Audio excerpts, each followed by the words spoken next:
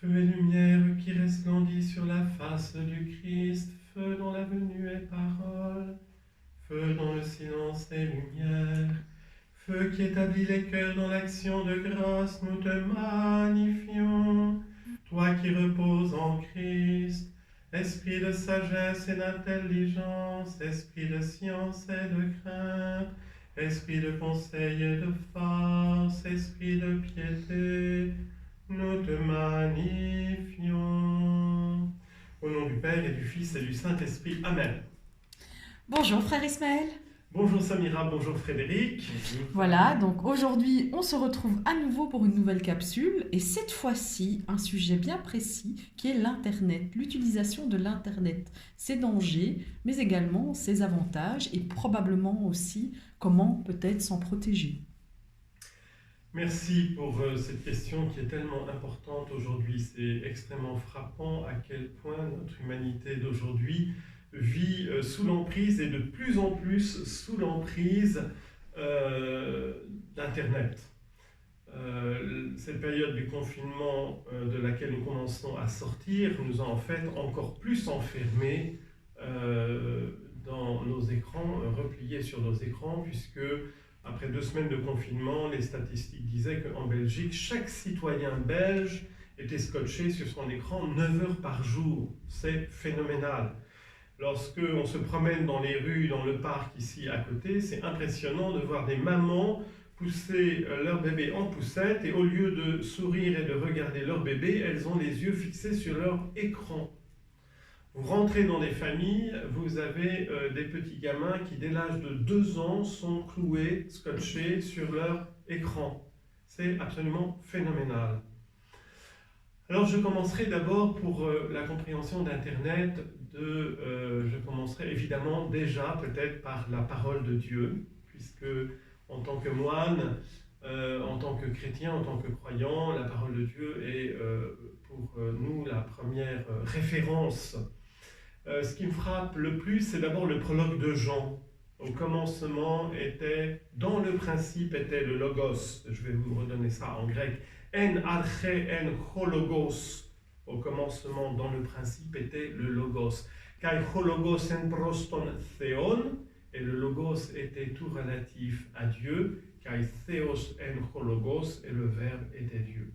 Et Saint Jean continue dans son prologue en nous disant que eh bien, le Logos, qui est l'identité de Jésus en Dieu, dans le mystère de la Trinité, qu'il procède du Père comme lumière née de la lumière. Dans le Coran, il est dit aussi que Dieu est lumière. Nous avons la même affirmation par Saint Jean dans ses épîtres. Dieu est lumière, en lui, point de ténèbres. Alors, qu'est-ce que c'est que la lumière? Et pourquoi je parle de la lumière avant de parler d'Internet? Parce que justement, Internet, c'est un mode de communication qui utilise des ondes électromagnétiques, électriques. Alors, je ne suis pas un savant physicien, mais nous savons tous que ce moyen de communication, il se déplace quasiment à la vitesse de la lumière, c'est-à-dire c'est phénoménal. Cette communication avec Internet, elle a cette propriété de la lumière d'être présent partout, quasiment en un instant. Quand vous appuyez sur le bouton quand vous appuyez sur votre interrupteur, vous rentrez chez vous en pleine nuit, vous appuyez sur le bouton, immédiatement la lumière est partout présente. Eh bien, Internet, c'est d'avoir réussi à capter cette subtilité de la lumière, qui est la qualité des qualités de notre monde physique, d'avoir réussi à s'en servir par la science et la technologie pour le mettre au service de la communication, du savoir et de la connaissance. Parce que, a priori, nous avons nos yeux qui nous permettent, nous avons une connaissance qui part des 5 sens externes, que nous connaissons bien. La vision avec nos yeux, l'audition avec nos oreilles. Nous avons aussi l'odorat et le goût, et enfin le sens du toucher. Notre rapport au monde, notre connaissance et aussi nos relations avec les autres, elles se fondent sur cette expérience des sensibles externes. Et je rigole parce qu'il est en train de s'endormir. Bon, excusez-nous, chers auditeurs.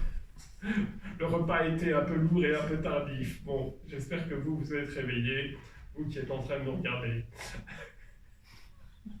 Bon, excusez-moi, c'est des choses qui arrivent.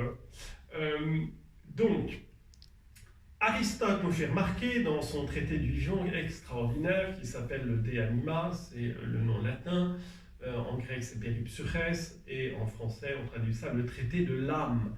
Aristote est le premier qui nous donne une philosophie de la vie et de la vie humaine, de sa richesse, de sa complexité et de sa...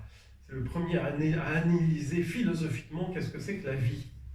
Donc il nous parle des cinq sens externes et il nous dit eh bien, que effectivement, par la vision, en une fraction de seconde, vous ouvrez les yeux, en une fraction de seconde, votre regard embrasse quantité de couleurs et de formes différentes. Et c'est plus que ça. Quand vous le regardez, le ciel étoilé, ce à quoi Dieu a invité Abraham, regarde les étoiles dans le ciel, est-ce que tu peux les compter? Ta descendance sera plus nombreuse que les étoiles du ciel. C'est la promesse que Dieu a faite à Abraham.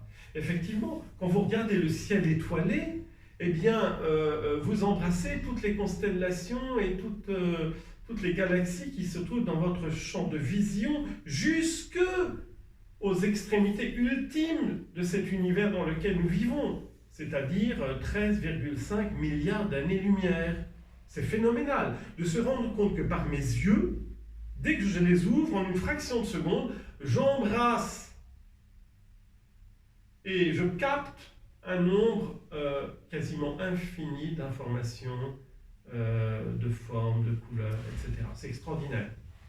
Bon, évidemment, on n'a pas le temps de réfléchir à tout ce que notre vision est capable d'embrasser. Il faut qu'on ait l'attention. Et notre intelligence, elle ne peut pas tout embrasser en une seule fois. Voyez, il faut que je fixe quelqu'un du regard pour découvrir ce visage dans une foule. Vous êtes dans une foule. Je me souviens comme ça, j'étais en Guinée dans des transports en commun, avec des embouteillages phénoménaux. Et puis je regardais, il y avait une foule incroyable. Et puis une petite fille, une petite Guinéenne qui vendait ses cacahuètes ou je sais pas quoi, ses petits sachets d'eau là. Et mon regard s'est posé sur elle. 1 seconde, 2 secondes, 3 secondes. Tout de suite, elle a vu que je la regardais. Elle devenait quelqu'un. Et puis elle m'a souri parce que je lui souriais. Puis tout de suite, il y a eu cette espèce de pudeur, cette timidité sur son visage. Mais il a fallu que mon attention se fixe sur elle pour que je prenne vraiment connaissance d'elle. Avant, mon regard embrassait une foule innombrable. D'accord ? Bon. Ensuite, le deuxième sens pour la connaissance, c'est l'audition. Là, je suis en train de vous parler. J'utilise des ondes sonores. C'est extraordinaire. C'est, je crois, 2000 km par seconde, je ne sais plus, quelque chose comme ça. Bref. Les ondes sonores, elles se déplacent beaucoup moins rapidement que les ondes lumineuses. Et puis quand je vous parle, eh bien, vous ne pouvez pas être très distante de moi. Là, vous êtes à quelques mètres. Mais si vous étiez à 300 mètres, vous ne m'entendriez plus.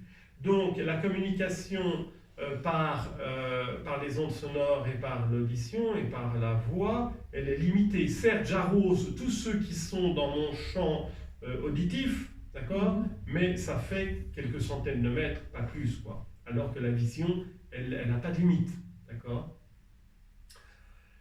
Donc voilà déjà ce qu'il faut dire, c'est que la vision et l'audition sont l'essence par excellence de la connaissance intellectuelle. C'est une connaissance sensible, mais au service de ma connaissance intellectuelle. Je vous connais en regardant votre visage, nous nous regardons dans les yeux, et puis surtout nous nous écoutons l'un l'autre. C'est la première connaissance que j'ai de vous comme personne humaine. D'accord ? Mais mon intelligence ne peut pas être présente à 36 personnes en même temps. C'est impossible. Dès que je commence à vous regarder tous les deux, je suis perdu, je suis partagé. D'accord ? Si je veux vous connaître, il faut que je vous regarde vous, et que je vous écoute vous, et que je vous donne toute mon attention. Et ça, c'est ce qui est complètement explosé par un écran, par nos écrans et l'utilisation d'Internet aujourd'hui. Parce que vous avez une telle quantité d'informations, d'images, de sons, que vous pouvez choisir en un clic. Vous passez d'un truc à l'autre, d'accord? Vous pouvez ouvrir 15 fenêtres en même temps, d'accord? Vous avez une telle quantité d'informations qu'en fait votre cerveau est submergé. Et qu'à moins de se discipliner, ce qui est extrêmement difficile, parce qu'on a tous une tendance par l'imagination et les passions à nous disperser. Blaise Pascal parlait de cette tentation de la dispersion. L'intelligence, elle a besoin de se concentrer, elle a besoin de silence, elle a besoin d'intériorité, elle a besoin de se focaliser. Et lorsque vous mettez des décibels dans tous les sens, quand vous multipliez le spectacle devant vos yeux au niveau des images, plus vous endormez votre intelligence, plus vous l'enfouissez. D'accord ? Et maintenant, je voudrais vous citer un scientifique. Alors, j'ai apporté ici son livre. Et là, je m'adresse aux parents. Il s'appelle Michel Desmurger. Son dernier bouquin, La fabrique du crétin digital. Il n'y va pas par 4 chemins. Les dangers des écrans pour nos enfants. Alors, qui est ce Michel Desmurger? Ce n'est pas n'importe qui. C'est d'abord un grand scientifique, directeur de recherche en sciences neurocognitives. Il a été directeur de recherche au CNRS à Lyon et maintenant il est directeur de recherche à l'INSERM, en France, l'Institut national pour la santé et la recherche médicale. Son premier ouvrage sur la question, c'était il y a quelques années, la TV-lobotomie. Ce livre m'avait absolument bluffé parce que ce livre synthétise plus de 2000 études scientifiques universitaire, en langue française ou anglaise, et je ne sais encore dans quelle autre langue, parce qu'il est lui-même est bilingue français-allemand. Plus de 2000 études scientifiques sur les effets des écrans sur nos enfants, sur leur développement cérébral et intellectuel, psychomoteur, relationnel, etc.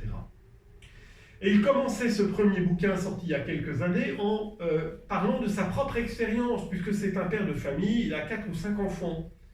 Et il dit qu'ils avaient l'habitude de partir en vacances dans le Massif central, et puis une année, papa décide que cette fois-ci, en vacances, il n'y aura plus d'écran.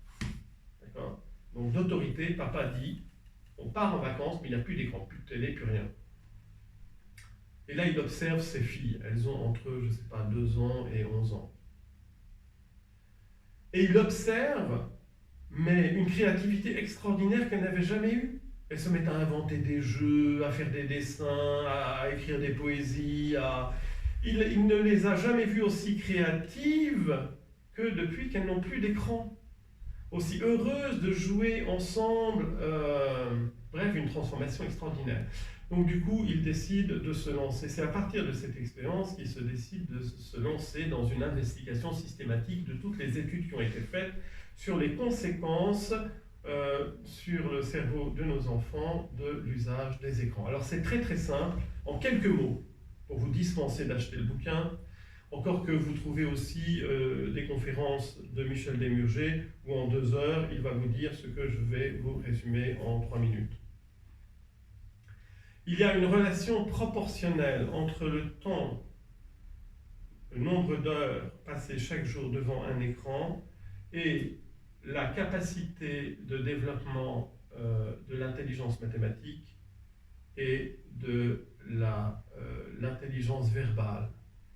Plus un enfant passe d'heures sur un écran, plus son intelligence mathématique décline, plus son acquisition de vocabulaire décline. Et plus il est jeune, placé devant un écran, plus les effets sont catastrophiques. D'accord ? Donc bénéfice pour le développement de l'intelligence verbale et mathématique, ce qui est quand même le b.a.-ba, le fondement de la connaissance scolaire, eh bien c'est une catastrophe totale les écrans.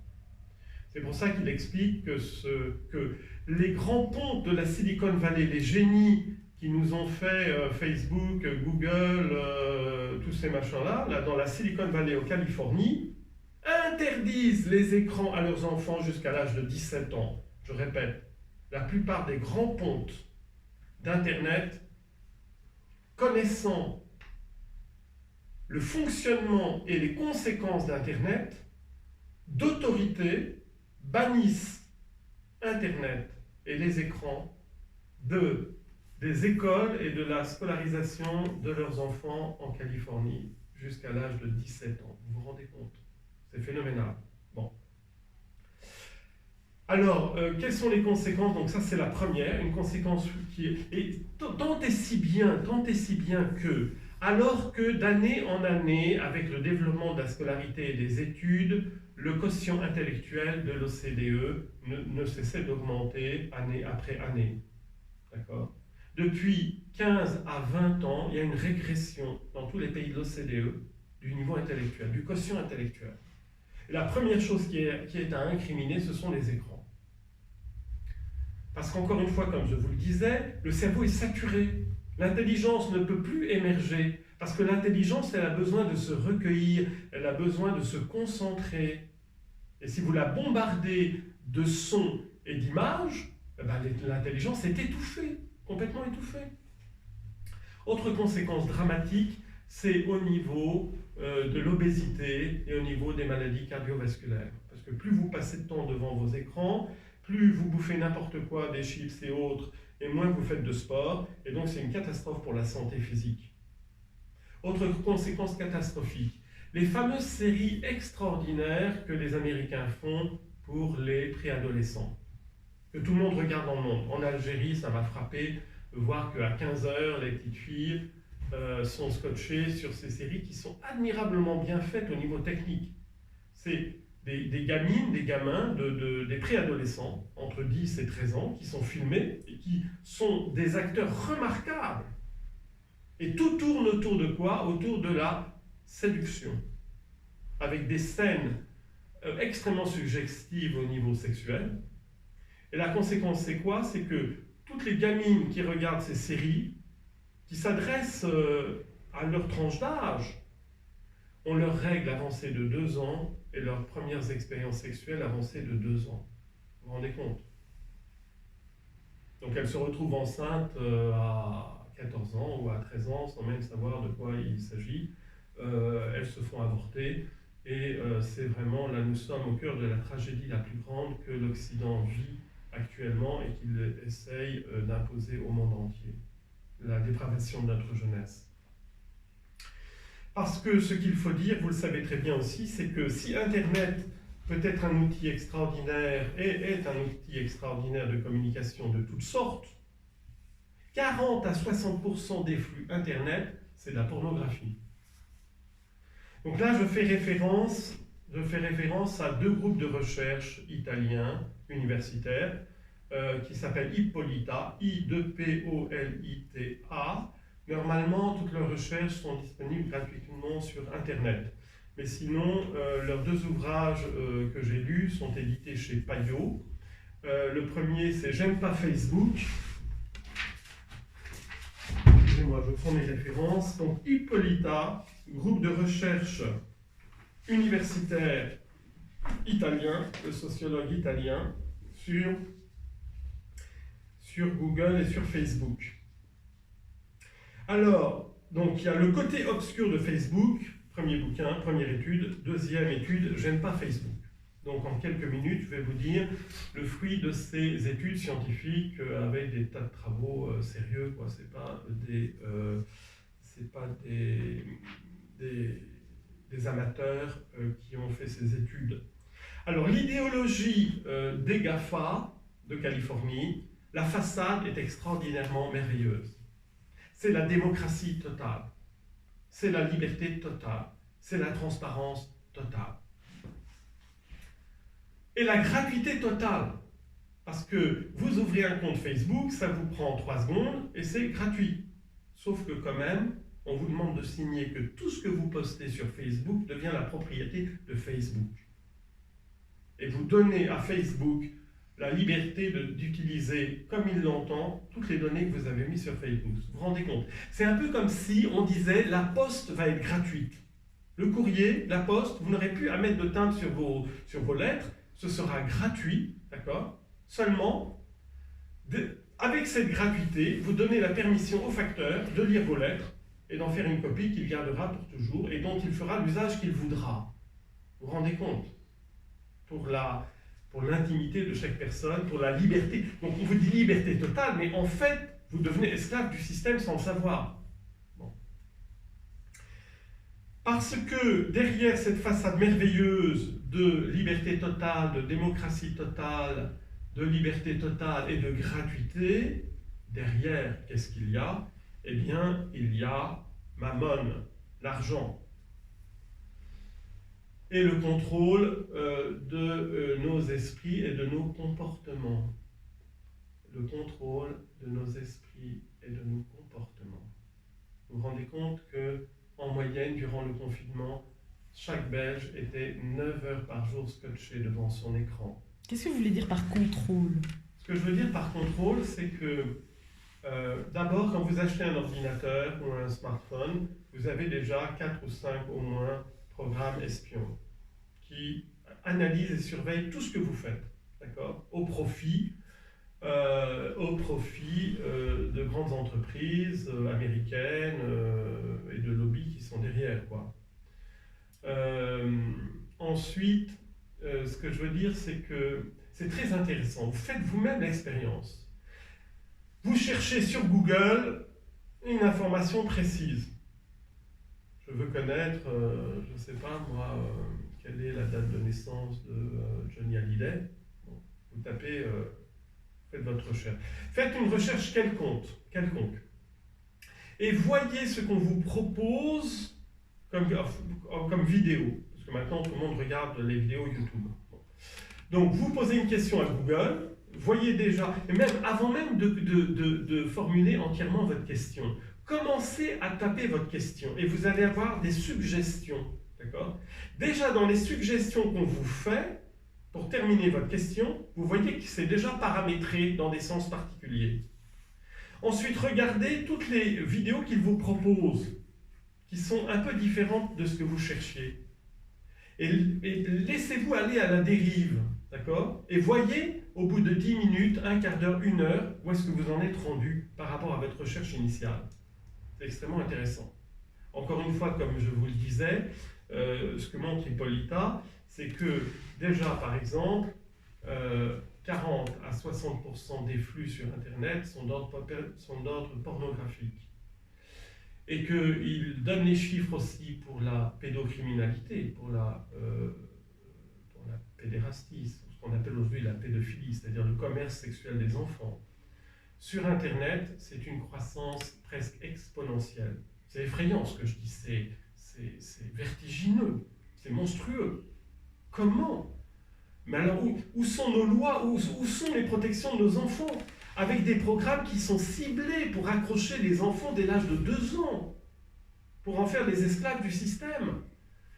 Et vous vous dites, parce que ça donne quoi concrètement? J'avais une amie mère de famille qui me disait, une amie mère de famille dans le centre de Lyon, à 15 heures, elle voit des gamins de 12-13 ans en train de faire ce qu'ils voient sur les films pornographiques en pleine rue.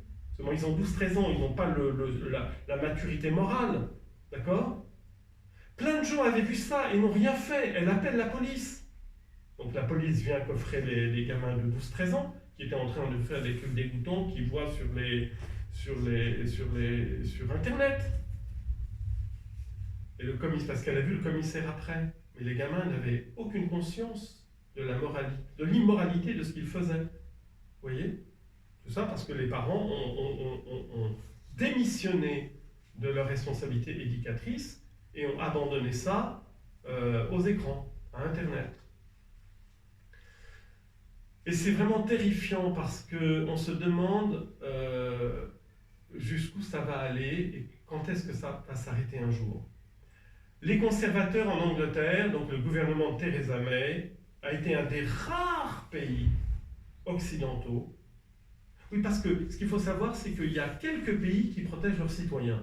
la République islamique d'Iran protège ses citoyens, l'Arabie saoudite protège ses citoyens, et as far as I know, la République populaire de Chine protège ses citoyens, par rapport à cette perversion qui nous vient essentiellement des États-Unis. Donc, ce que je voulais dire aussi, c'est que donc, le gouvernement de Theresa May, le gouvernement conservateur de Theresa May, à cause du puritanisme qui est encore un peu présent dans certaines tranches politiques en Angleterre, et qui n'est plus du tout présent en France ou en Belgique, et Theresa May, fille de pasteur protestant, a fait voter une loi au Parlement britannique il y a quelques années à peine, il y a peut-être 3 ans, pour protéger les enfants. Donc cette loi disait, en Angleterre, dorénavant, on fait une loi, l'accès aux sites pornographiques et à toute image pornographique nécessitera une carte de crédit qu'on donne aux gens de 18 ans, pour attester que la personne a 18 ans.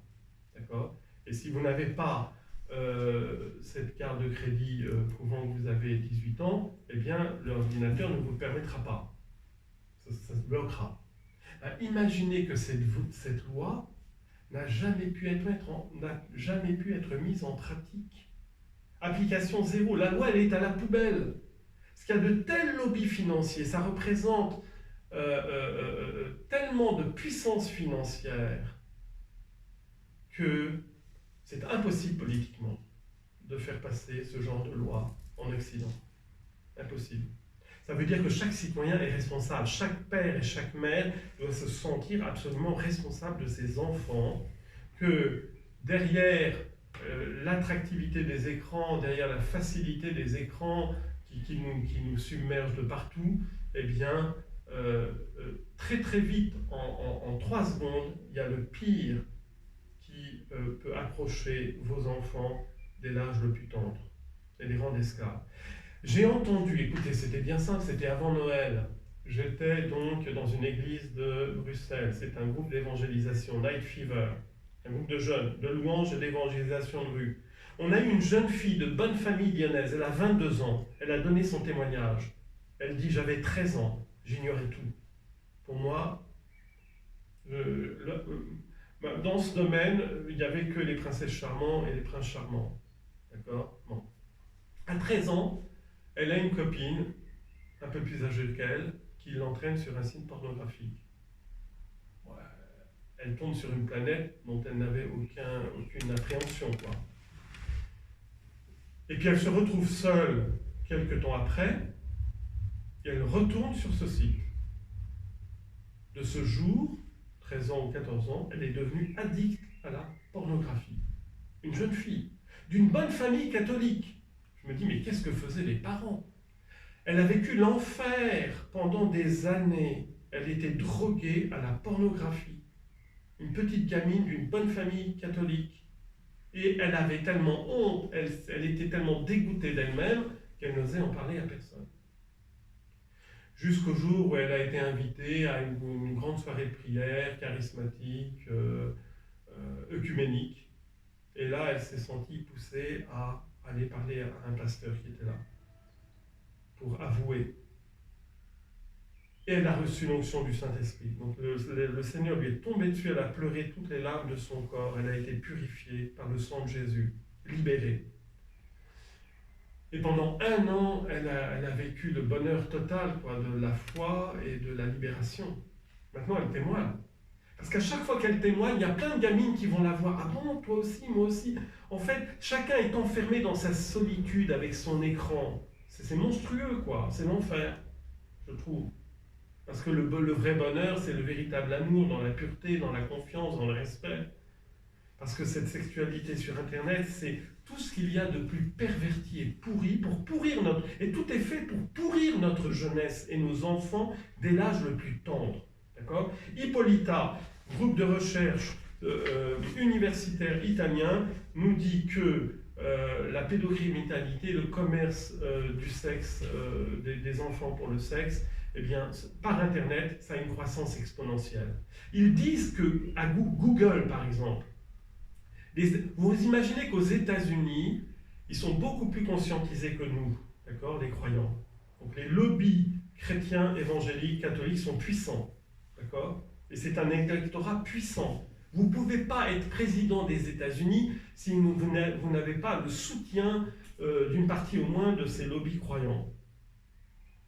Donc ces puissantes associations familiales ont voulu faire un procès à Google, parce que Google servait de plateforme d'échangisme pour des parents pervertis qui vendent leurs propres enfants sur Internet, aux États-Unis. D'accord ? Eh bien, ils sont tellement puissants par l'argent et par les avocats que échec total, ça ne cesse de continuer et d'amplifier. Pendant le confinement, Interpol a fait remarquer que le commerce sexuel des enfants a augmenté de 60% sur Internet. Et encore une fois, je vous le dis, en Occident, il y a zéro protection. C'est effrayant. Donc en fait, c'est la jungle, la pire des jungles. Derrière une apparence, tout va bien, il y a des lois, mais en fait, derrière, c'est la pire des jungles pour nos enfants. Et donc, nous devons absolument tout faire pour protéger nos enfants. Mais comment faire, justement, dans une société où nous utilisons Internet majoritairement aussi pour le travail, par exemple? Que préconisez-vous?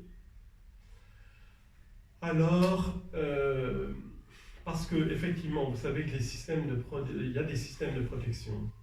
Seulement, d'une part, quand vous y connaissez un peu, les gamins s'y connaissent mieux que les parents, quoi. Donc les gamins sont très capables de tourner les systèmes de protection que les parents peuvent mettre en place. Et de toute façon, ces systèmes de protection, aucun n'est à 100%. Il y a toujours 10 à 15% d'ouverture au pire. Moi, ce que je vois dans les familles, ça m'impressionne beaucoup parce que je visite beaucoup de familles, de voir où l'accès à Internet, où les parents ont mis l'accès à Internet.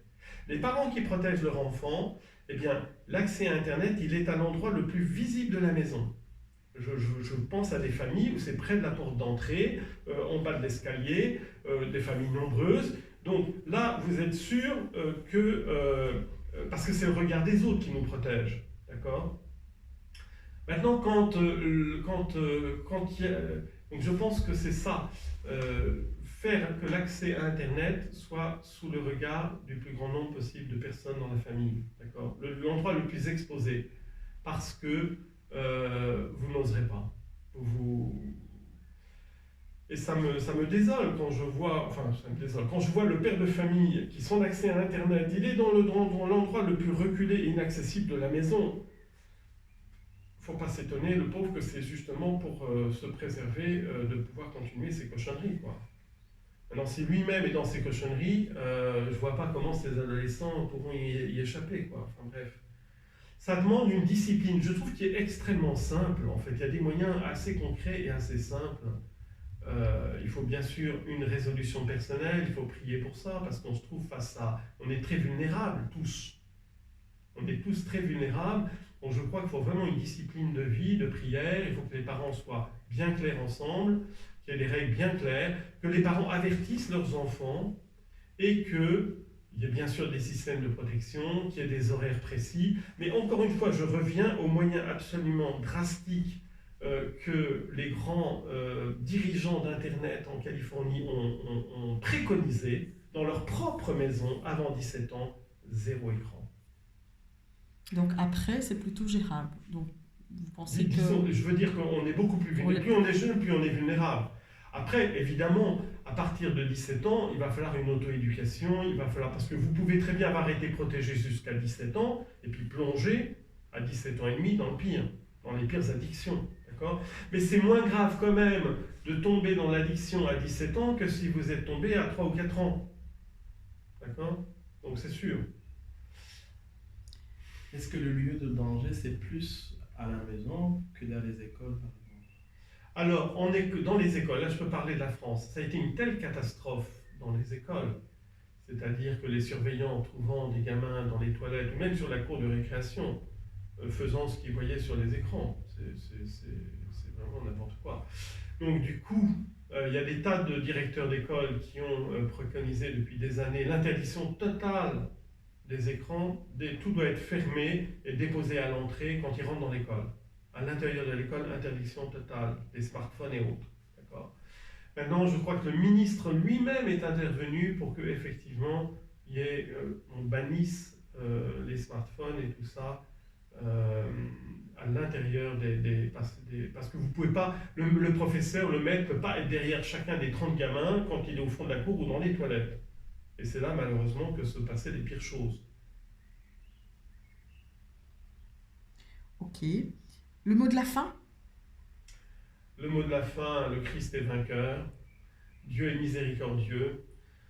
Si Dieu permet le péché, je rappellerai la parole de l'apôtre Paul, là où le péché se multiplie, la grâce surabonde. Donc plus nous sommes fragiles, plus nous sommes perdus dans le péché, plus la miséricorde de Dieu veut se déverser sur nous, nous transformer. Et seul Dieu a le pouvoir. Oui, c'est ça que je trouve extraordinaire. Notre Dieu est un Dieu de vie, mais aussi un Dieu de résurrection. La résurrection. De ceux qui étaient morts, à ceux qui étaient morts, il rend la vie. Je rappelle ce témoignage de ces jeunes filles enfermées dans l'addiction à la pornographie de 13 ans à, je sais pas moi, 16 ou 17 ans. Par la conversion, elle est devenue une créature nouvelle. Et maintenant, elle témoigne et elle prie. Et sa vie a complètement changé parce qu'elle vit maintenant sous le regard de Dieu et que son esclavage a été brisé par le Christ. Amen. Merci frère Ismaël.